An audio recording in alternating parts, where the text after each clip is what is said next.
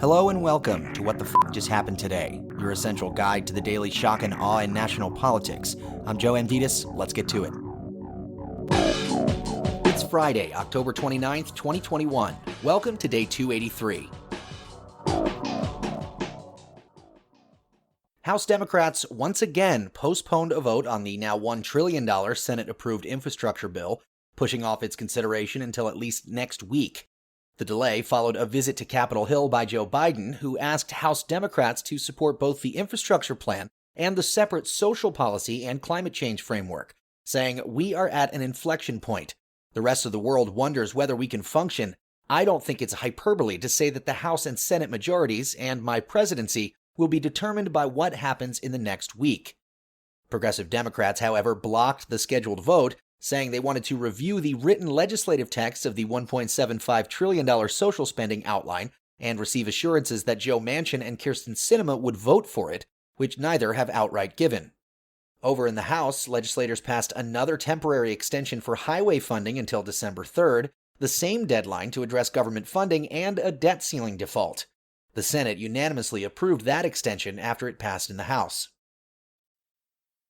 Moving on, the FDA authorized Pfizer's coronavirus vaccine for emergency use in children ages 5 to 11. Roughly 28 million children will be eligible to receive the pediatric doses, which are about a third of an adult dose. The Biden administration said it's already procured 15 million doses that are ready to ship once the CDC signs off, which could happen as early as next week. Children will still need 2 injections 3 weeks apart.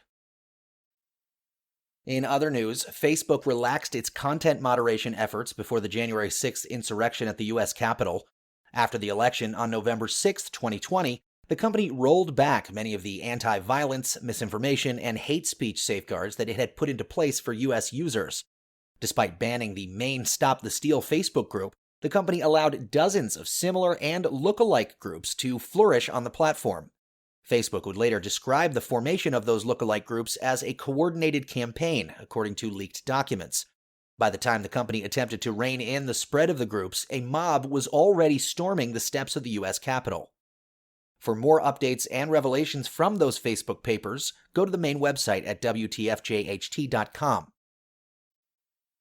Meanwhile, at least 12 Republicans who participated in the January 6th rally are running for office next week. The candidates include state legislators running for re-election, as well as local officials and candidates who are seeking state house seats.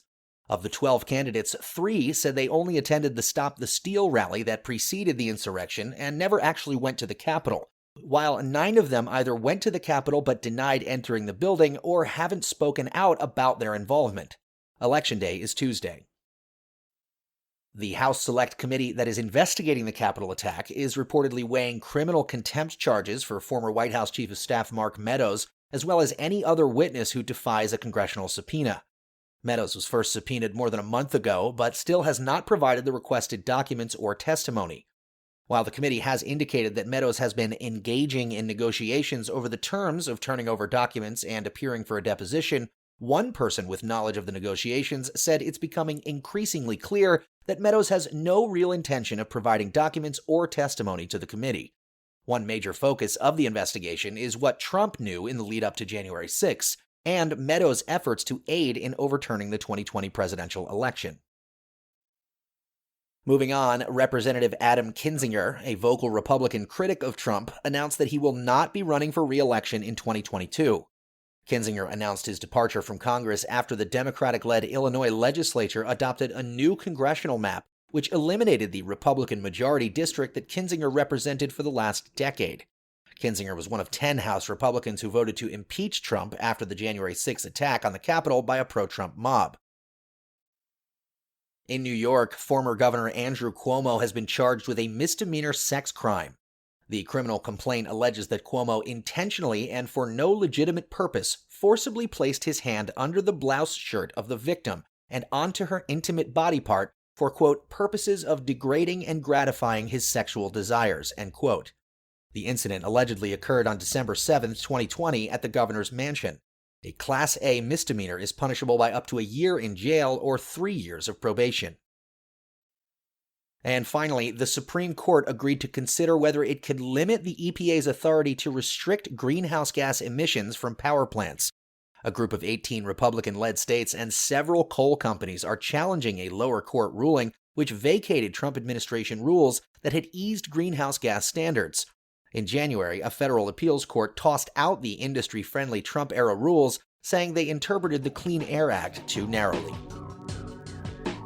That's all for now. You can find the links and sources for all of these stories on the main website.